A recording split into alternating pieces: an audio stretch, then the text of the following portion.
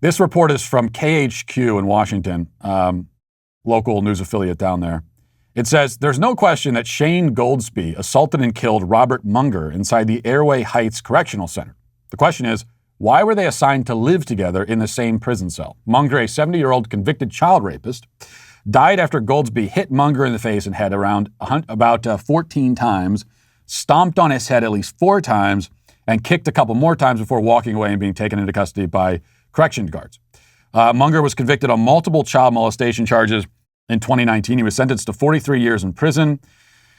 Sex offenders are considered marked men in state prisons nationwide, like in California, where sex offenders are killed in prison at a rate that is double the national average. What about the risk, though, when a sex offender is put in the same cell with their victim's older brother? Now, this is the part that is hard to believe, but this is what's being reported, and there are some sources for it. It says Goldsby himself, also Cindy Elliott, who's the mother of Goldsby and also the mother of the child that was reportedly victimized by Munger, and an anonymous tipster said that Munger raped Goldsby's little sister, who is still a minor. The reporter says, I talked to Goldsby, who is currently in the jail facing a new charge, premeditated murder, and then he goes on. He talks about, he says, what he claims, and they've got apparently 3 sources, and this has now been reported by multiple media outlets, that Shane Goldsby was put in a prison cell with this Munger guy. And Munger, not only a serial child rapist, that we know for sure, convicted of that, but apparently, according to these reports, he actually raped Goldsby's little sister and told him about it. Munger, the rapist, told Goldsby and started taunting him with details of his little sister's rape. And also, apparently, reportedly, Goldsby went to the prison officials and he went through the process of trying to get transferred to a new cell, and they wouldn't transfer him. And finally, he says he just snapped and he had enough of it and he beat the guy to death. And now he's getting 25 years in prison for that.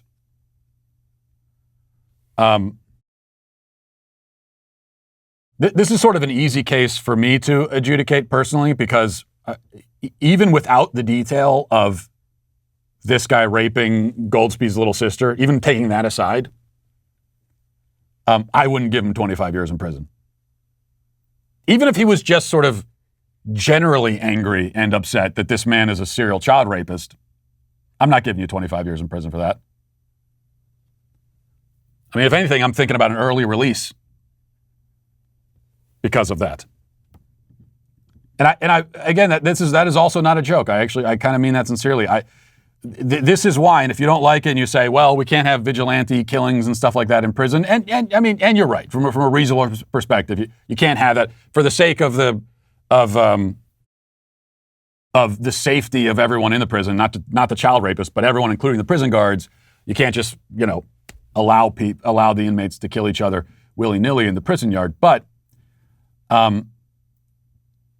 if we're saying that child rapists are so heinous and such absolute monstrous scumbags that you can't even put them around other scumbags, you can't even put them around murderers and people that have done other horrible things but not that horrible, like even those people don't want to be around someone like that, then I think that tells us that this is the kind of crime where if you commit that, we should probably, rather than leaving the inmates to take care of it, probably the state should take care of it. You lock that person in a cell on death row, and then you take care of them that way. That should be an execution. I think that's a pretty good way to judge these things. If it's the kind of crime where we cannot put you in with general population because they would be so disgusted by you that they wouldn't be able to stop themselves from killing you, then probably, that might not work this way every time, depends on what the crime is, but that's a pretty good indication that you should be eligible for death row.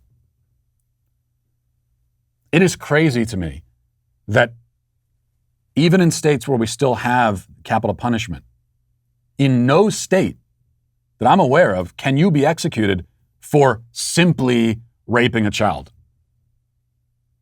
That's the idea. Well, if you just do that, then we're not going to execute you. You have to also kill someone.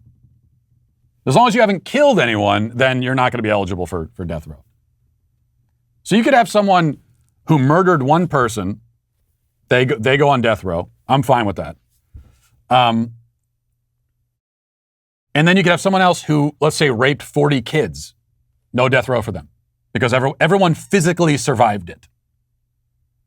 Emotionally, mentally, psychologically, it's another story. But physically, everyone survived it, even if barely.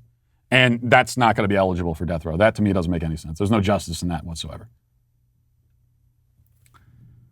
And then you add in the detail about his sister. Here's what I'll say. The person who should be doing, if we're giving 25 years to anybody, it should be the prison officials responsible for putting this poor guy in a cell with the monster who raped his sister. That's the person we give 25 years to. For Shane Goldsby, at worst, here's what at worst, if you feel like you have to do something, you give him a slap on the wrist, maybe a literal slap on the wrist. You say, hey, don't do that. Don't kill child rapists. We don't do that here. No. Then send him about his day. Listen, hit that subscribe button right now. Do it right now. I thank you for your compliance. It is somewhat appreciated.